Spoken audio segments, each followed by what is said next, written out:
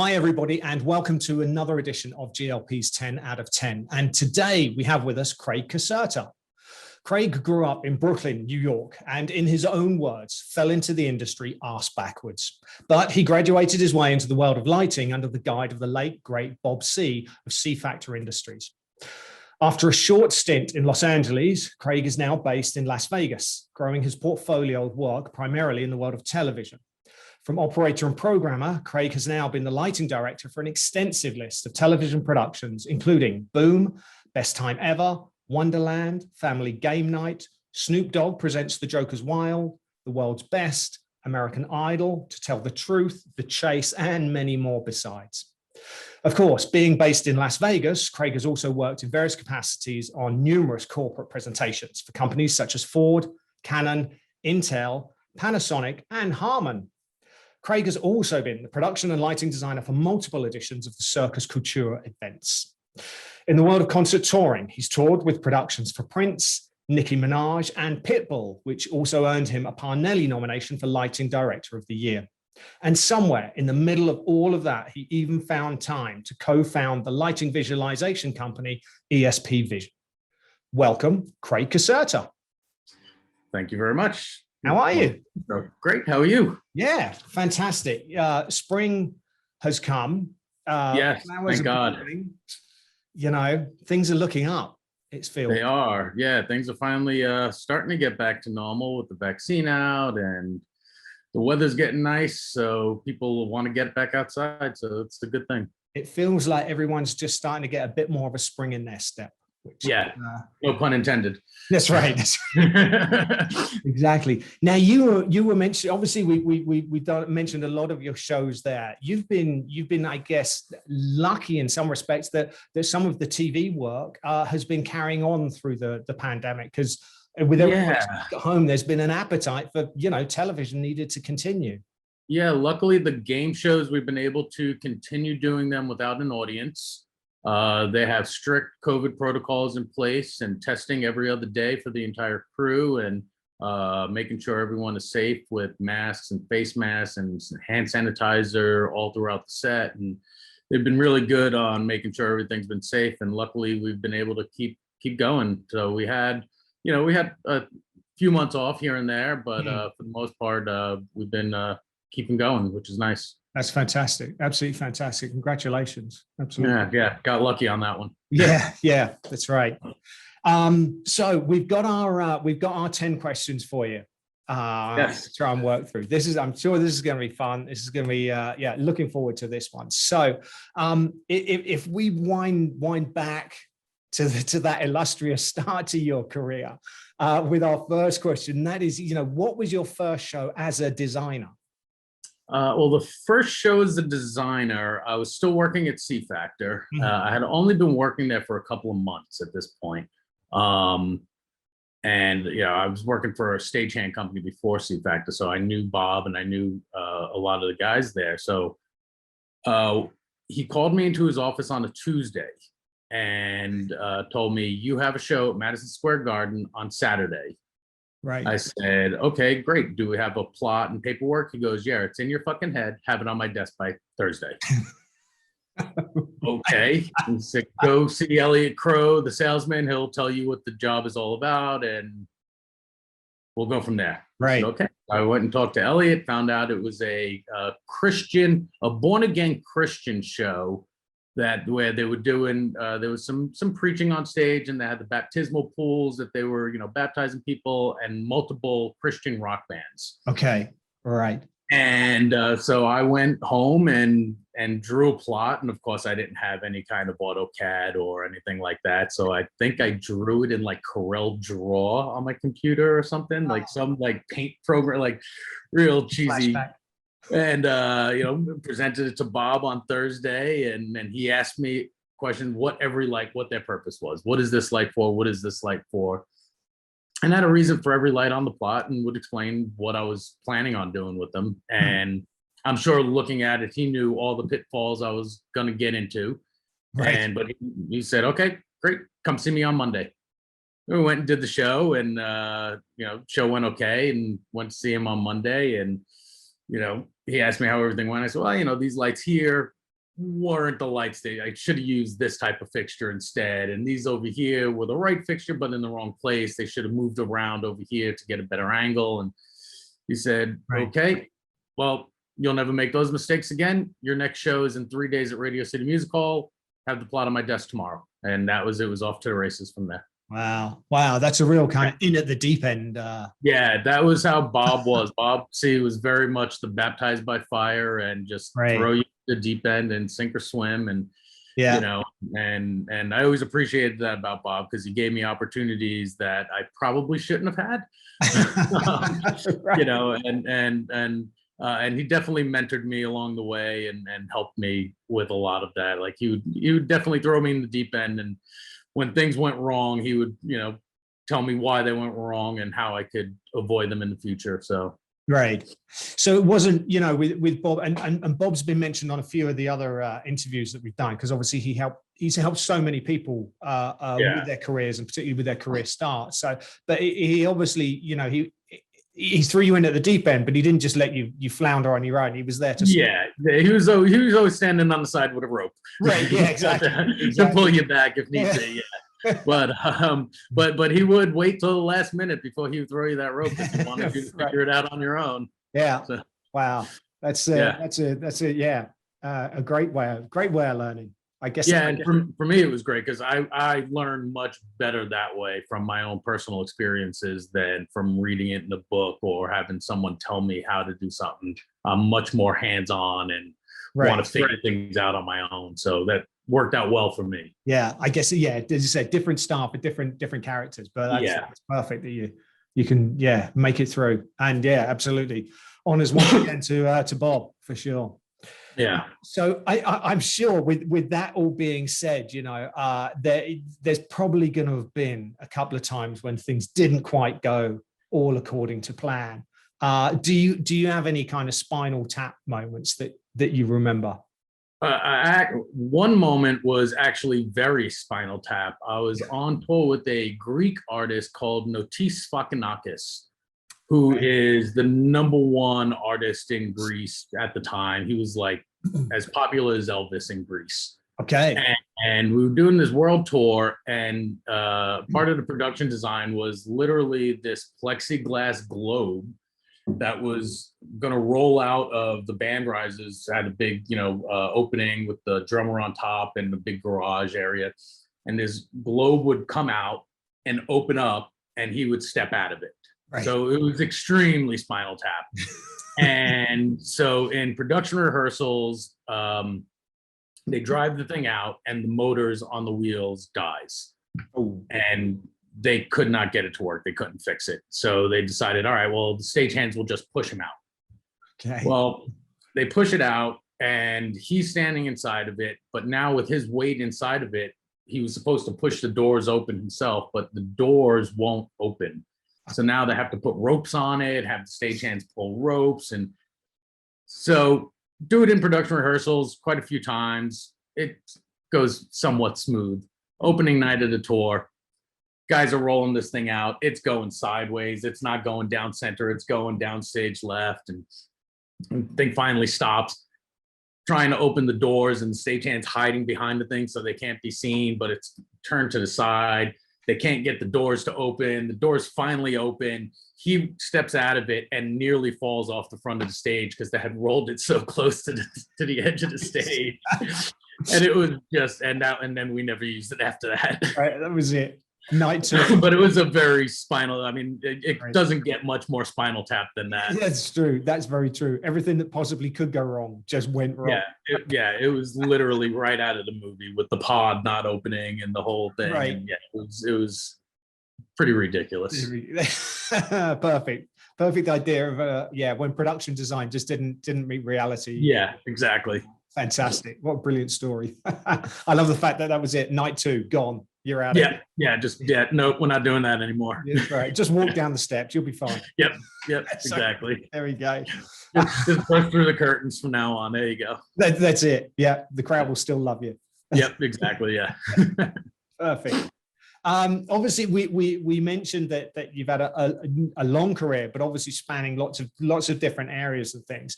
I'm sure you've received plenty of advice. What would you say is the best piece of advice anyone has ever given you? The best piece of advice I ever got was when I had just started and trying to make a name for myself and comparing myself to others and well, why is that person getting that job and not me, and what stuff like that. And I was told from a dear friend not to compare myself to anyone else. Everyone has their own unique set of talents. Okay. The only person you need to be better than is you of yesterday. Right. And as long as you're better than the person you were yesterday, you're fine. You don't need to be better than that guy or this girl or that, programmer or that designer. Just worry about yourself and everything else will fall into place from there. Right. That's great advice. That absolutely is. Yeah. Forge your own path and it'll be. Yeah. And that kept me from trying to be in competition with other designers and programmers and just, instead be more friends with them and learn from them and have the camaraderie, as opposed to, especially in this cutthroat industry, to not have that mindset of competition was, I think, healthy. Right. Yes. Yeah. And I think that's you mentioned it was early in your career. I think that's still very, very valid today as well. Yeah, absolutely. Collaboration. We've had so many people say, they're always willing to talk and help other designers, or share a secret or share a product, how they achieved something. There's enough work out there for everybody is kind of what's absolutely. And the only way the industry grows is if everyone combines their ideas and comes up with the next great one, right? Instead of all of it to yourself.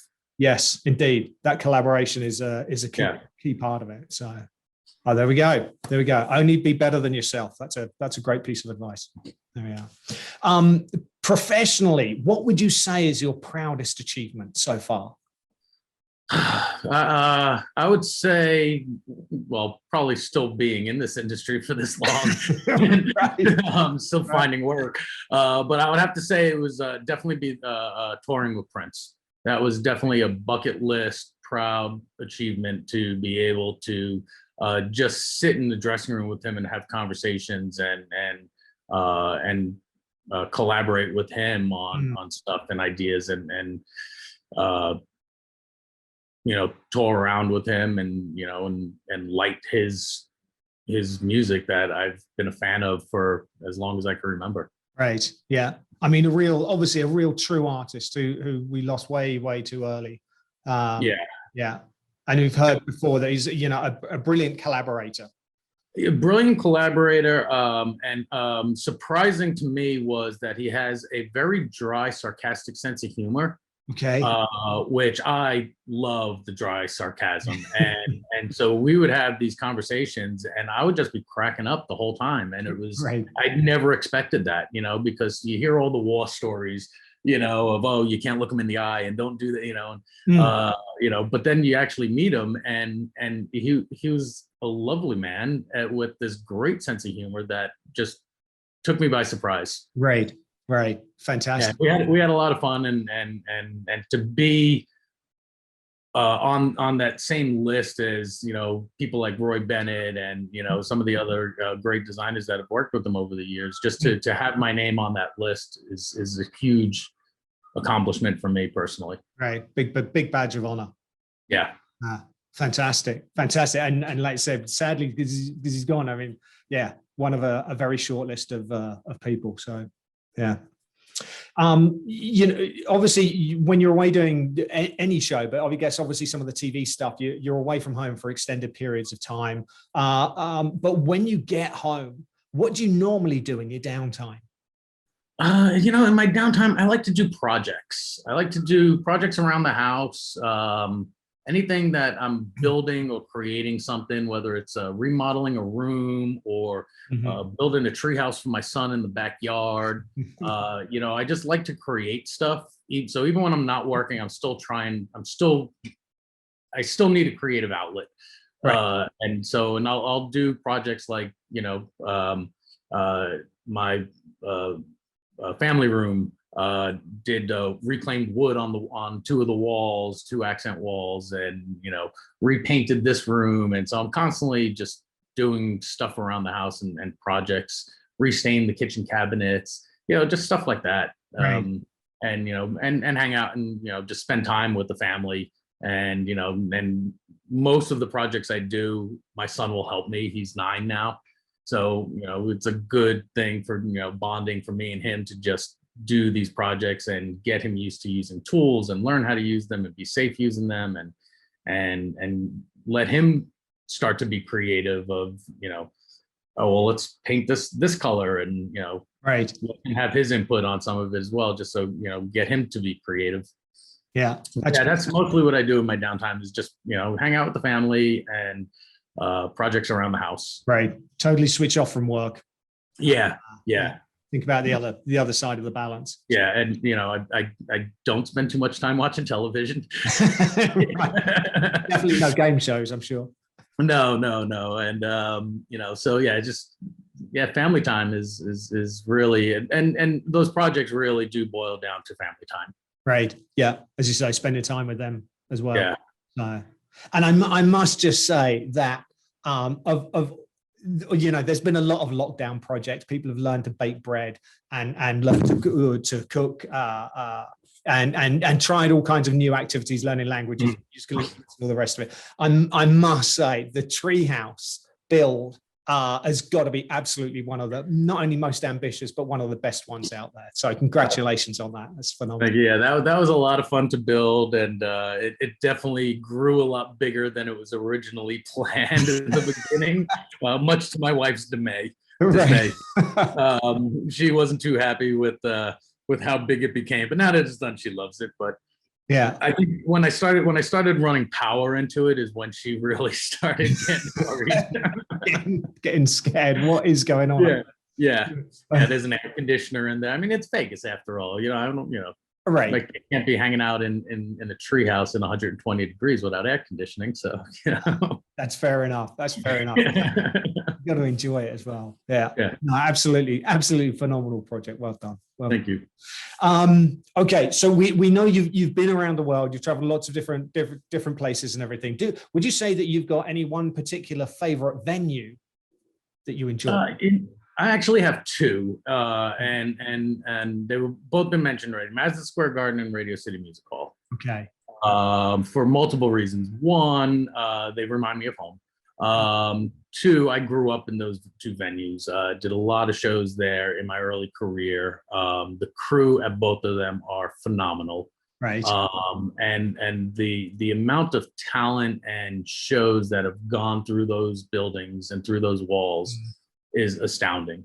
And anytime I'm doing a show at either one of those venues, I know I have no worries. Everything is going to be right. Everything's going to go fine because the crew is amazing. The building's phenomenal. And they're just iconic venues, and they're part of my childhood. So yeah, those two definitely have to be my favorite venues out of everywhere in the world. Fantastic. And they are, as you say, iconic venues. They really are. Yeah. So you always know it's going to be a good day when they appear. Absolutely. Yeah. The crew there is what really makes the venue. Right. Yeah. And the crew, the Local One crew in both of those venues are by far the best crew I've ever worked with. Yeah. Big shout out to them. Absolutely. Yeah.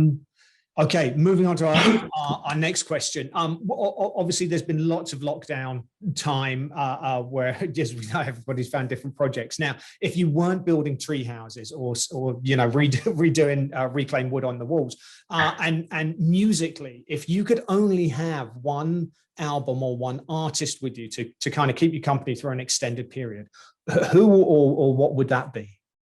I gave it a lot of thought, and I actually have the album here, and it's actually the Peter Moss On the Shoreline album.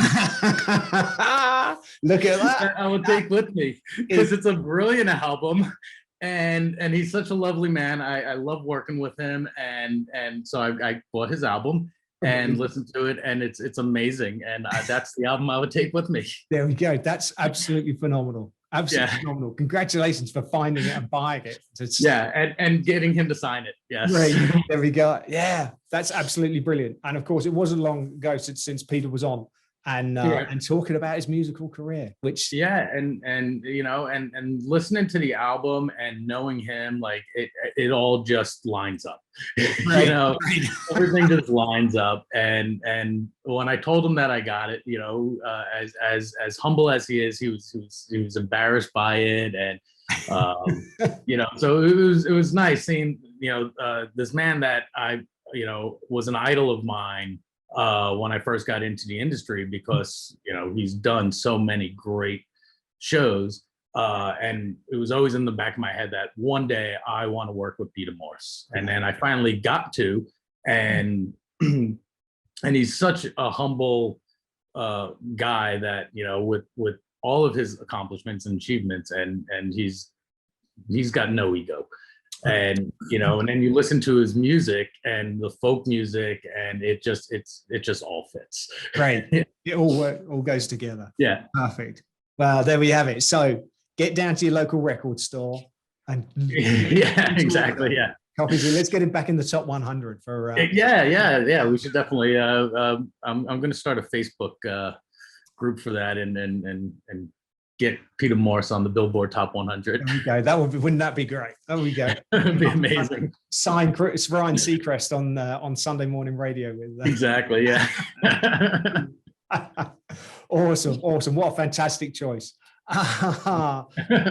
Now, if you were able to spin back in time and go and visit the teenage Craig and offer one piece of advice, what would that be?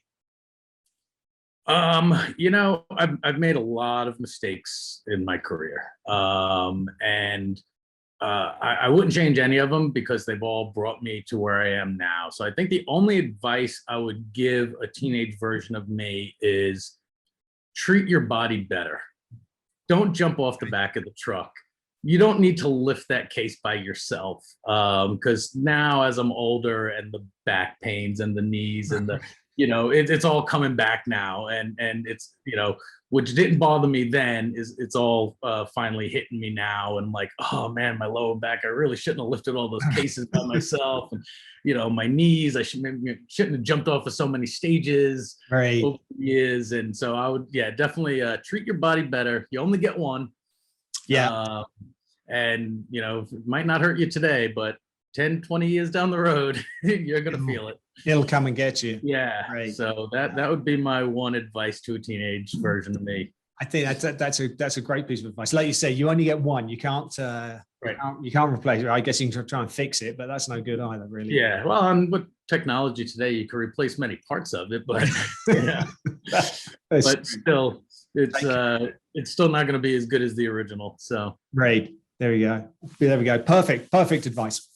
All right. Our next question: if you were able to sit down for a cup of coffee with any one person at all, either living or past, who would that be? It would probably be Stanley McCandless. Okay. Who is touted as being the creator of theatrical lighting. Came up with the 3-point lighting system back in the 1800s. Yeah. So it'd be great to sit down and you know, with the technology they had back then, and just, you know, and the way he decided that, you know, using a backlight, using 2 side lights and a front light instead of just one front light, and how to make things look more 3-dimensional on stage, and you know, that whole thought process that he had in the 1800s, like we take it for granted now. Right. You know, I'd love to sit down and have conversation with him about his some of his other lighting theories and how he came up with them. Yes. Yeah. That was a very interesting conversation. Indeed.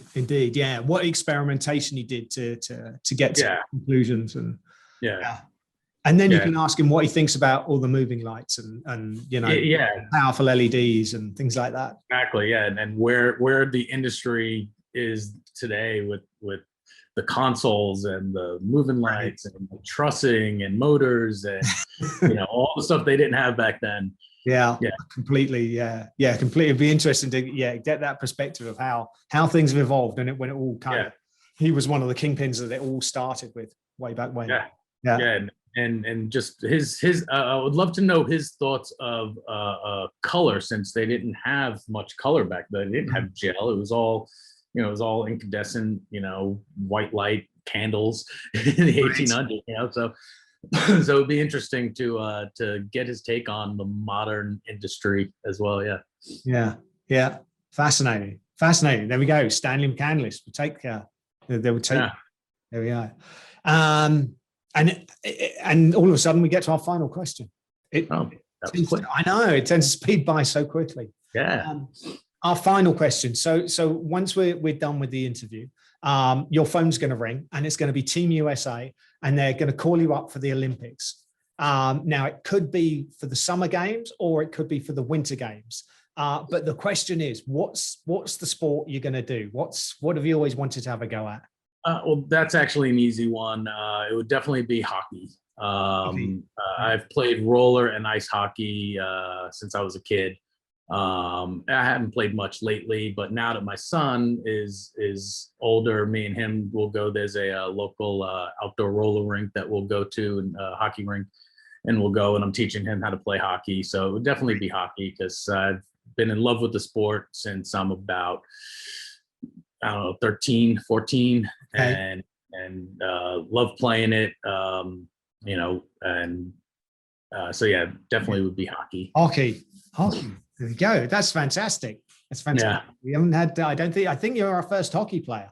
So There we go. You can be team captain. Yeah, a team of no one, a captain of no one. We'll work on that. But fantastic. That's brilliant. There we go. Summer hockey. Craig, thank you so much for finding some time for this. Really appreciate it. In between. Thanks for having me. All of the projects and everything like that. So, of course, we look forward to meeting up in person as the opportunity comes around. Yes, hopefully soon. Fingers crossed. Crossed. But until then, stay safe. Good luck with all the projects going on. And again, thanks for taking part. Well, thank you for having me. It's been a pleasure. Thank you. All right. We'll see you soon. Bye, Craig. All right. Take care. Bye.